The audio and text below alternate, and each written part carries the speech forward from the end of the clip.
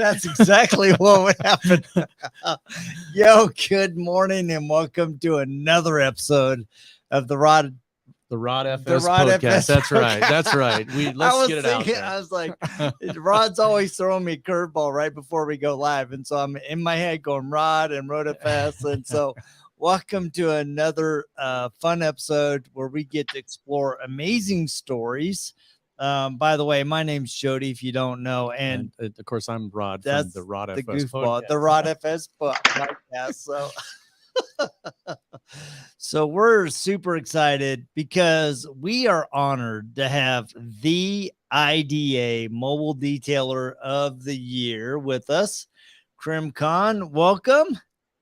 Thank you. Thank you, guys. Thank you, Rod and Jody, for this opportunity, to be on your podcast. It's really a great pleasure. Well, we're super excited. So, and you are not anywhere close to us. I'm surprised you're not sitting on a beach getting ready to go detail a car. Oh, we're going to do that this Sunday. That's awesome. So where are you? I am from Trinidad and Tobago. Trinidad and Tobago, it's located in the southernmost tip of the Caribbean, which is basically off of Venezuela. The size of Trinidad and Tobago, it's approximately 5,100 square kilometers. It's a small island, and we are a oil and gas producing state. The size of Trinidad is slightly smaller than Delaware. Yeah. Oh, wow. For comparison. Wow, that's super fun. So, I think a lot of times, we hear of these exotic, cool places. And we're like, how do you have a thriving detailing business in a place like Trinidad that's 51,000 kilometers? And so tell us how you got started, how you're building your business. Let's start there and then we'll see where we go from. Sure. My earliest memory of detailing really started when I was 8 years old. I started to collect these Hot Wheel cars. Mm-hmm. And on a Sunday, my older brother, Jamal, he used to repair some of our cars, take out the carburetor. He was a speed nut. So on a Sunday, I used to take my small cars and I would take, polish them up and take, Q-tips and armor all the tires and so forth, because I wanted to have the shiniest and best looking Hot Wheel cars around. So you were the detail kid of Trinidad. That's right. So as I grew older, I started washing our cars at home, the neighbor cars, and it basically snowballed. But my parents are very traditional. I went to school and studied and so forth, but detailing was what you would call now a side hustle. So I would save some money and go to parties and stuff like that. But really and truly, detailing really picked up for me about 20 years ago, which was in, 2021. Yeah, where I officially took detailing very serious. This is where I jumped on a plane. I went to England, to Autoglim, and to their training academy, and really started off there. And so then a year ago, if you jump to a year ago, we met you in person at the RoadFS Training Center. So you continue to do your training at the RoadFS Training Center, and that was that a typical or a non-typical type of training? It was a what I would call a refresher for me, because I met Jason Rose when he was back at Maguire's, and I trained with them at the NXT program approximately 9 or 8 years ago. Wow.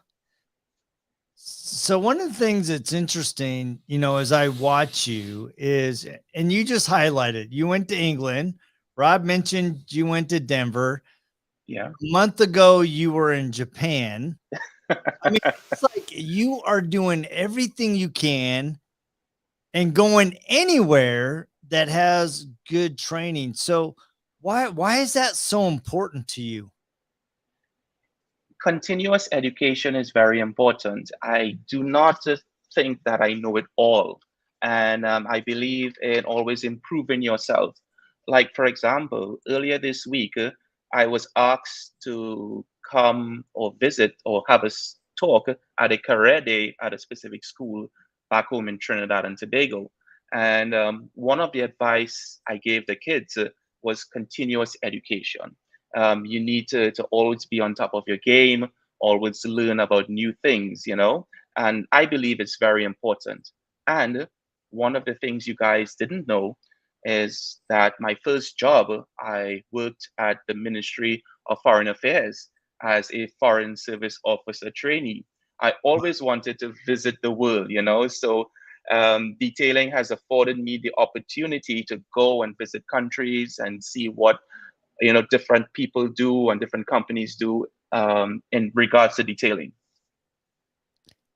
Has there been, as you've traveled, has there been a difference in methodology and techniques at each of these locations? I would say there are a lot of similarities, but people see things differently.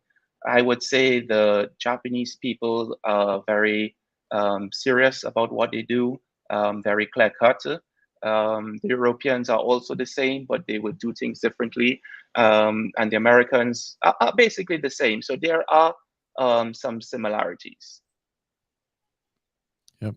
But the other thing is that as you travel around, I'm sure that you get into different environments and people do things a different way, and that's got to be very beneficial for you, because then you pick up on all of the little subtle things in the different environments. A very humid environment versus a very dry environment versus a very wet and rainy environment. So that, I think that's a really advantage for people, is to go into different environments and see how things are done differently. Yes, that is right. For example, the English would say call detailing valeting, Mhm. while we call detailing. Yep. Some other places would refer to detailing as automotive asset protection and maintenance. So people see it in different lights. Also, you are correct. The environment is totally different. For example, when I was doing some training in England, North Yorkshire, outside was very cold, man. Because I come from there are only two seasons here in Trinidad and Tobago. It's either sunny or it's rainy. So so yes, so applying things like coatings and stuff like that, which could be temperature sensitive. It's just that learning curve, and my experience dealing with different in different countries and different systems, it is quite interesting.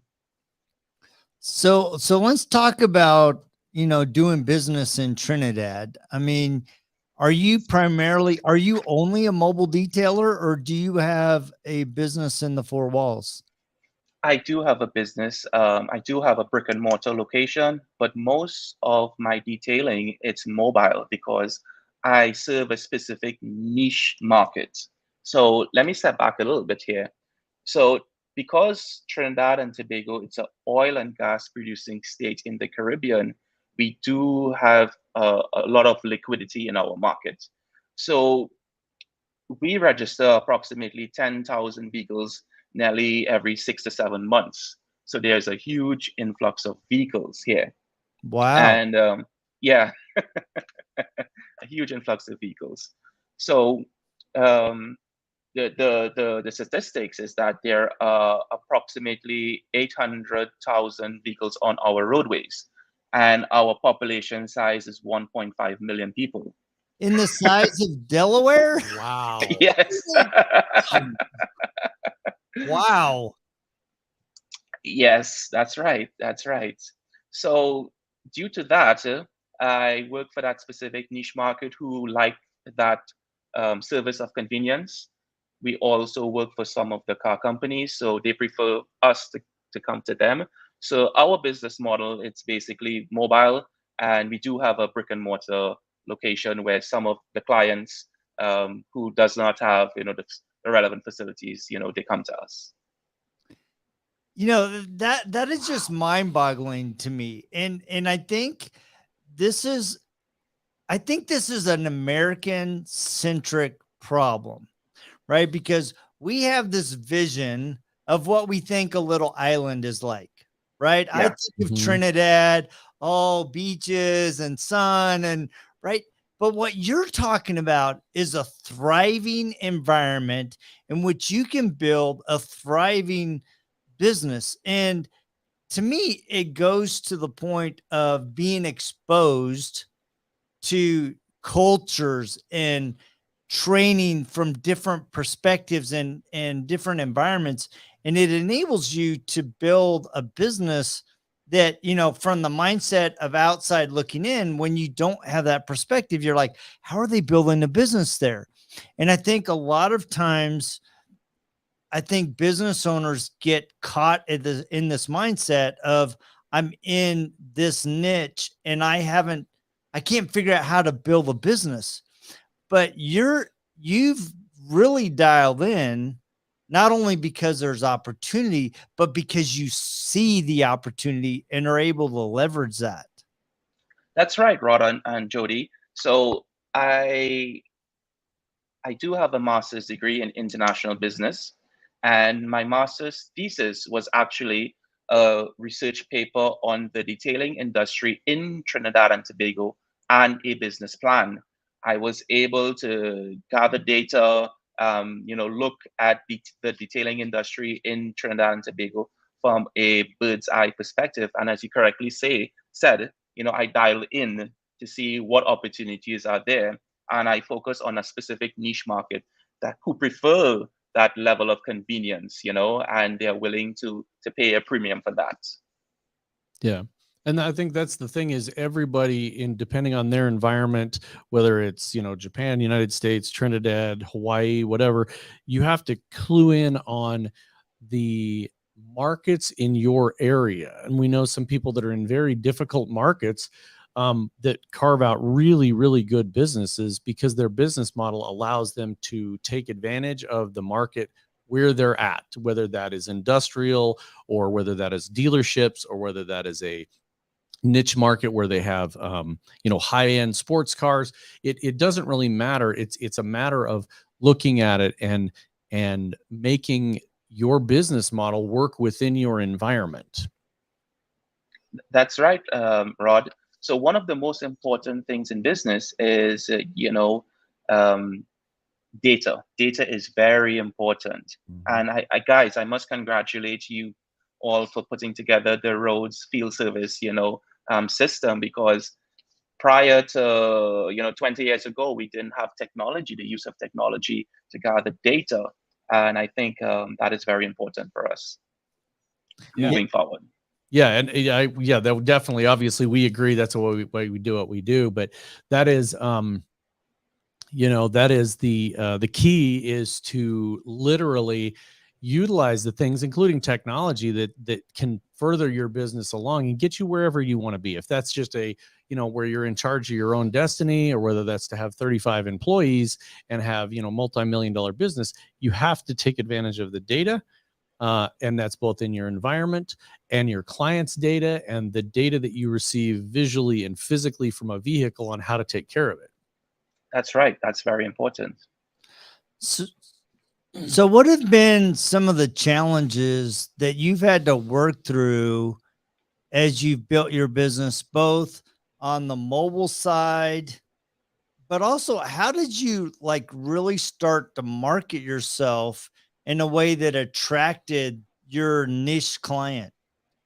Okay, so one of the major challenges I had 20 years ago was that there was no formal training for detailing in Trinidad and Tobago and the Caribbean.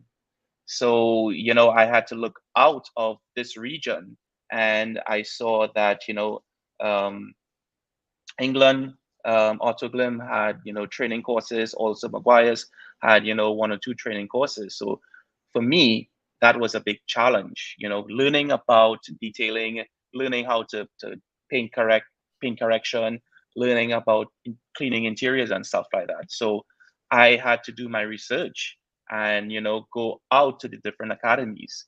That's one. The other challenge was getting products. Oh Mm, yeah, yeah. yeah, I bet. Yeah, so I had to personally import a lot of products from the US and stuff like that, which send up the prices. In terms of marketing, I used a forum called Trinituno. It's a local automotive website where a lot of the guys who own vehicles, they come on and they post stuff like and gather information. So I actually use that to post some of my work, also to educate my clients and so forth on detailing and stuff like that. Because 20 years ago, there the detailing industry in Trinidad and Tobago was virtually non-existent. There was mainly car washes. So to educate people was a great challenge on detailing, moving from car wash to detailing. Yeah.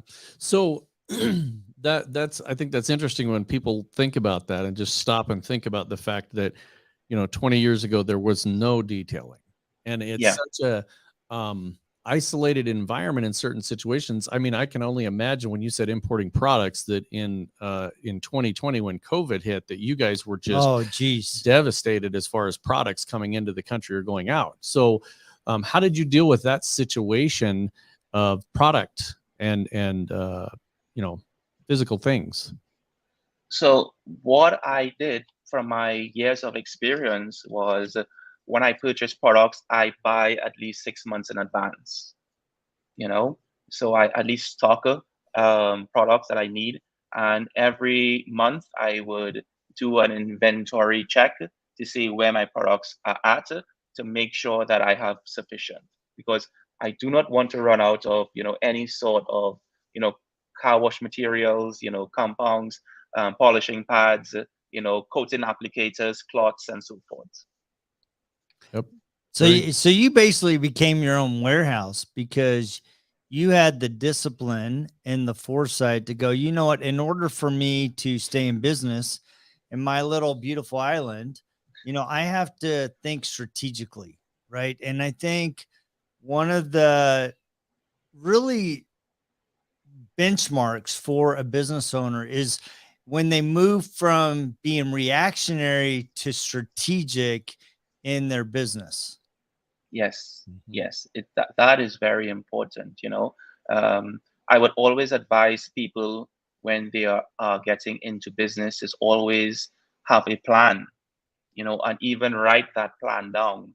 And also, apart from writing down that plan, look at it from a bird's eye perspective and see, the key areas which are important in your supply chain, and manage your supply chain, which is very important, which is, making sure that you have your inventory, you have the staffing in place, you have the financial backing, you have your marketing, to make sure and provide the best quality service to your customer. So one of the things that has impressed me, right, and this is a kudos to you. Um, Here you are in Trinidad. You're on a little island off the coast of Venezuela, way down there, and yet Yes, you still gained the respect of your peers to be nominated and receive the IDA Mobile Detailer of the Year award this year. yes. So how did you do that? Well, I must say, I want to thank each and everyone for their support, for supporting me, and also the IDA for having these awards.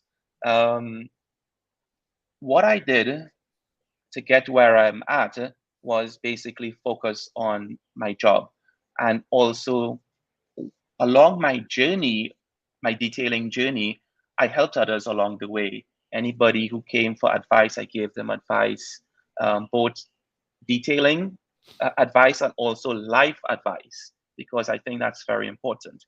Um, some of the things that people don't understand about the Caribbean is that apart from Trinidad and Tobago, that we do have a thriving oil and gas state, some of the other islands have to rely a lot on tourism.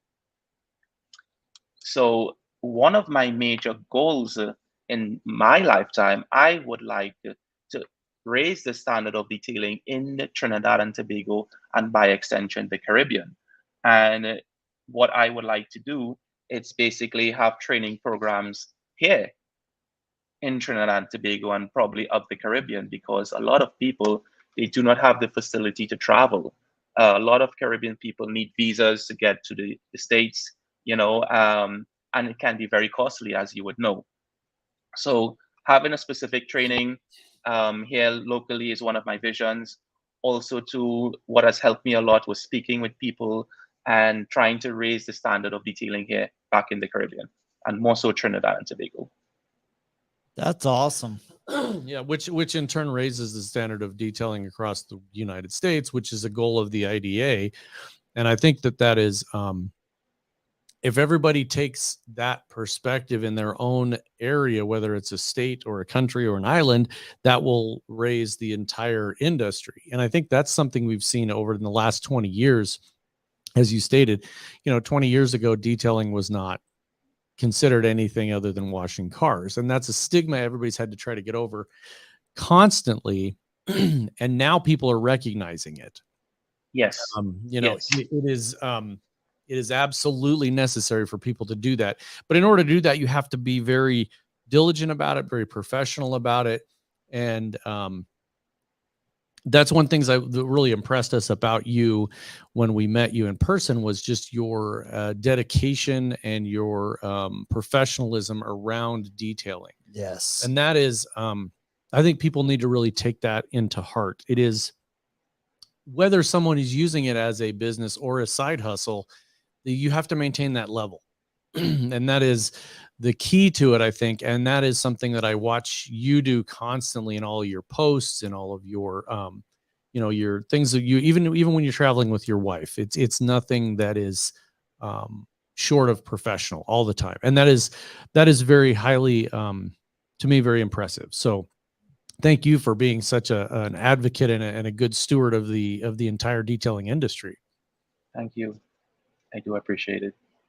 So, in these final moments as we wrap up, as you look back at your journey, what are a few things that you think a new, or even somewhere along the journey of building their business, what do you think would be really helpful for them to implement either on a personal level or on a business level to help them grow?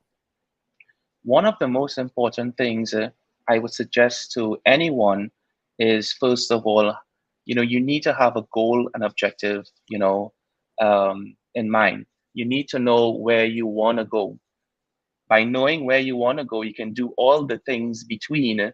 Like, for example, you can do a gap analysis to know what you need to do to get to where you want to go. So that's one. Setting goals and objectives. Mm-hmm. The other thing is continuous education. Educate yourself. No one knows everything. It's very important to always read, try different things, travel and see the world.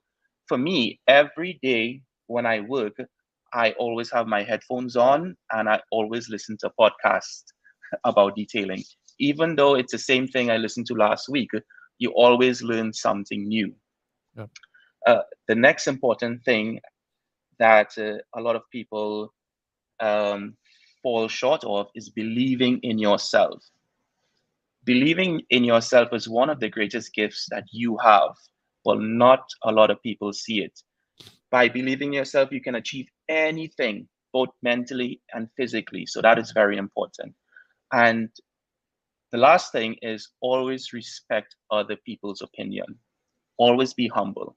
Being humble, you can achieve anything. You can go anywhere, you can live in any community and so forth. But being humble is very important.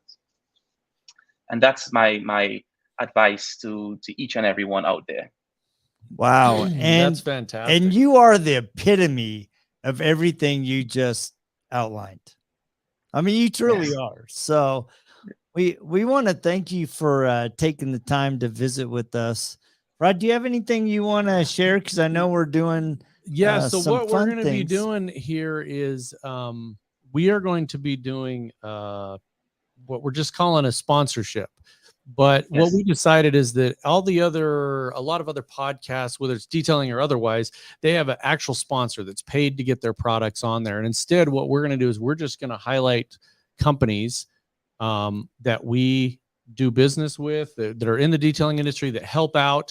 And we're just going to highlight a company maybe twice a month and just have a secret mystery sponsor Sponsor of that the hasn't paid us anything. This is just us shouting out to a company, trying to give back, to show companies that we know, love, and care about. And again, we want to make sure that we emphasize these people aren't paying us anything. So we're just going to have a sponsor of the week, and we're going to start that. We'll start helping promote other companies, and just try to give back to the community. So yeah, I'm really excited about that. That was Rod's brainchild. And just a way to give a little bit of love to those vendors and suppliers that are having a positive impact on the industry. So yeah, we're excited. So look, that. stay tuned for that, and you'll see us putting some social media out there about companies randomly, and then putting stuff out. So how do people get in contact with you? I am on Instagram, on Facebook. My handle is Karim Khan's Auto Perfection. Just type it in. You will see my lovely face and just click follow. That's awesome. The one. Boy, and you do have a lovely face. So remember, everybody go out and like, subscribe, share everybody's posts. There's Karam's at the bottom. There's ours. Go follow RoadFS on YouTube. Follow Karam on Instagram, Facebook, the World Traveler. Yep. And we are counting down the days to Southern Detailers Conference. We will be live. Yep. And we have a number of really fun episodes that we will be doing live. There's going to be some new announcements that we have been invited to participate in. So whether you attend at Southern Detailers Conference or you're tapping in on our YouTube and Facebook channel, there's going to be some cool things that are going to be announced, and they're going to be announced here. So in the meantime, please remember, as Rod said, like, share, and subscribe. And we will check you guys same time, same bat channel, just next week. See ya. Thank you, Karam. That was super awesome. Thank you very much. Thank you very